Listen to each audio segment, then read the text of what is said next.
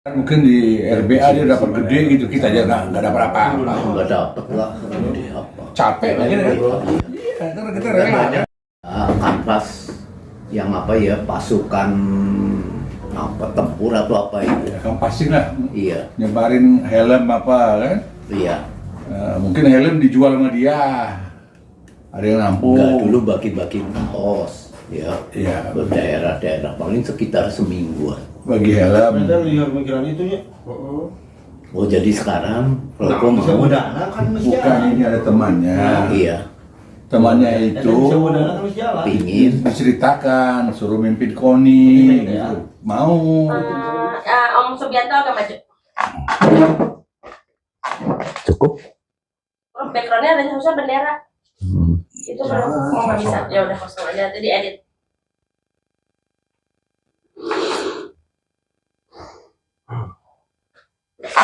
Kursinya bisa agak miring nggak? Ngeliat ke sini. Miring ke sini. Miring. Oh. Dari sini.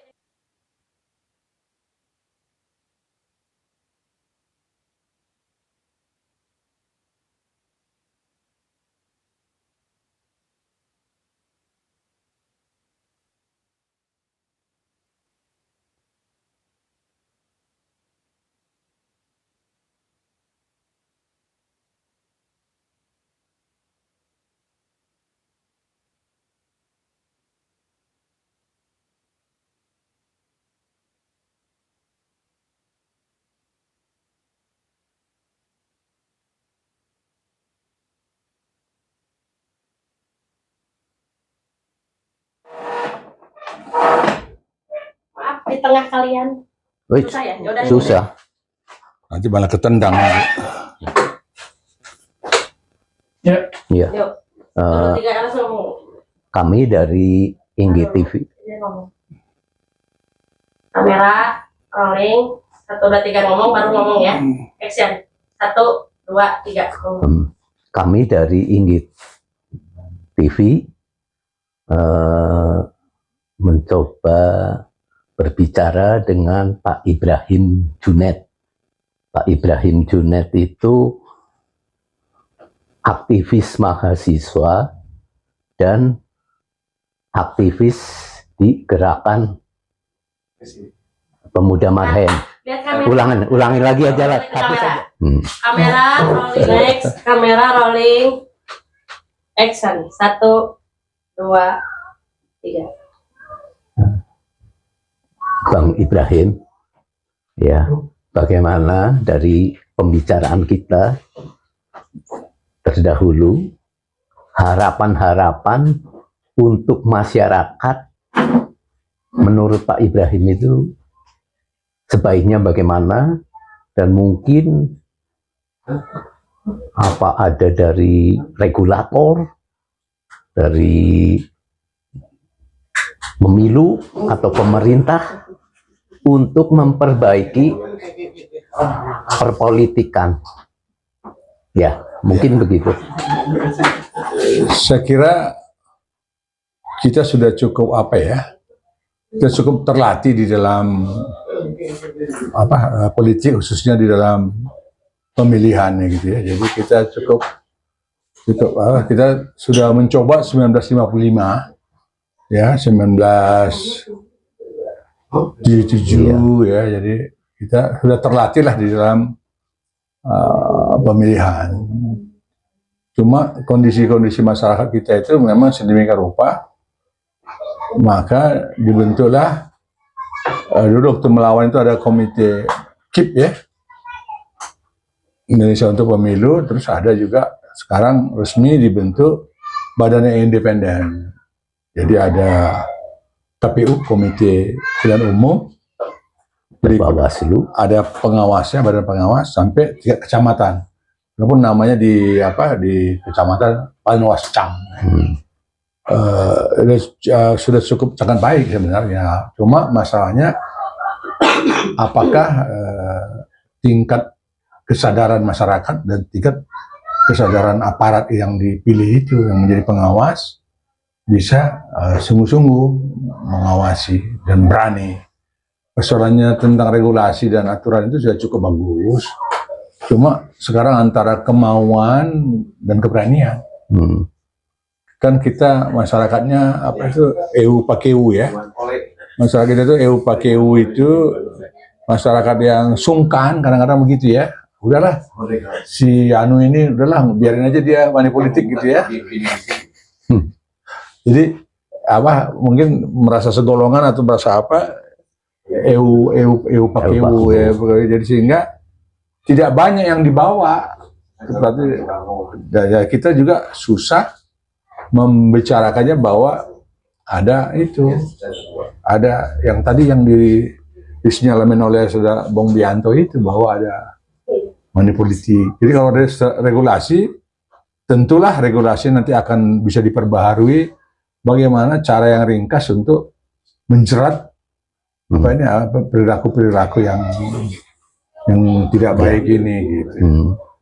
Jadi kesimpulannya regulasi sudah cukup ya. Kemudian pengalaman juga sudah cukup. Tinggal di sini pelaksana itu mau menerapkan undang-undang itu dengan baik, benar, lurus. Mungkin begitu ya, Pak Ibrahim. Jadi kalau sekarang ada artificial intelligence ya, mending ngawasi robot deh. Bisa ditangkap itu kan. Robot itu tahu kan perilaku seperti ini, dia tangkap atau binatang kali anjing ya. Anjing kan bisa mencium tuh. Oh ini nyuap nih. Tapi ya kita tunggulah beberapa kali lagi nanti barangkali. Tapi syukur alhamdulillah bahwa semoga lebih baik ya. Jawa Barat ini sudah kembali ke ke rohnya ya, bahwa Jawa Barat ini memang kota urban dan sekarang gubernur kita ini udah hampir pasti ya Deddy Mulyadi ya. Iya. Deddy Mulyadi saya lihat beberapa lakunya itu betul, jadi seperti ada teman saya bilang, Bung Iwan Setiawan itu, dia lebih dekat ke Bali. Di sini rupanya di Jawa Barat ada Pura Badi ya, yang dia kunjungi ya. Ada kemarin di YouTube dia kunjungi itu, dia sangat terkesan dengan pengelolaan Bali dengan dengan peradaban Bali. Artinya dekat dengan alam. Saya kira mudah-mudahan bisa kembali ke kalau Bung Karno bilang, kalau saya bisa mengutip, memang kultur itu harus berdekatan dengan natur. Ya. Dua esensi ini yang oleh Bung Karno ditekankan gitu. Jadi kita, situasi kita kan beberapa waktu lalu kita dikuasai oleh kelompok tertentu bahwa mereka yang paling benar baik beragama maupun berperilaku. Padahal itu perilaku saya kurang tahu ya, saya kutip tuh ada dikenal dengan istilah kadrun ya, kadal gurun itu. Ya, barangkali begitu Bung Wianto. Ya, memang mungkin budaya lah. Budaya itu akarnya semua masalah. Kalau kita lihat penjajahan lain bisa, tapi kalau sampai tidak tersadari ada penjajahan budaya, baik budaya manapun, itu sebenarnya tidak menguntungkan buat jati diri suatu bangsa dan negara. Mungkin begitu ya? Iya, banyak akronim yang tertentu yang aneh. Orang sekarang manggil ibu aja jadi Umi, ya kan? Jadi gimana merubah ASI, air susu ibu jadi air susu Umi, gimana? Jadi bukan ASI lagi apa ya? Asem. Iya, ana antum, ya kan? Ya kadang-kadang kita nggak sengaja terlibat juga niru Itu ada yang mau membuat sejarah baru. Menurut saya kadang-kadang karena mereka hampir 15 tahun loh. Jadi anak antum itu ente aneh bahebek itu ya udah menjadi terbiasa. Saya juga heran kenapa orang Jawa Barat ini mau jadi Umi. Umi itu cuma di Timur Tengah itu cuma berangkat di daerah tertentu ya. Yang lainnya nggak Umi nih. Nggak Umi. Apalagi pakaian kan. Saya kurang tahu kalau dia merasa kusut dengan pakaian itu dia masuk surga ya. Nggak apa-apa sih. Tapi apakah dulu Tuhan yang Maha Kuasa itu mempunyai koneksi tukang jahit apa gimana? Ya kan? Ya itu kan keadaan. Jadi kalau dibilang soleh, dia pakai itu 18 lapis Pak. Orang Gobi itu, orang Mongol itu lebih tebal Pak. Tinggal mata doang karena cuaca. Bukan karena Tuhan menyuruh mereka, karena memang berpakaian itu. Di sana juga gitu, karena ada debu dan papasan tertentu ya, supaya terlihat perbedaannya. Karena dulu mungkin jarang tukang pangkas ya, jadi rambutnya panjang-panjang. Jadi kalau wanita nggak ditutup, dikira perempuan semua gitu.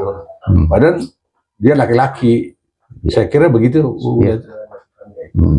Ya, masih.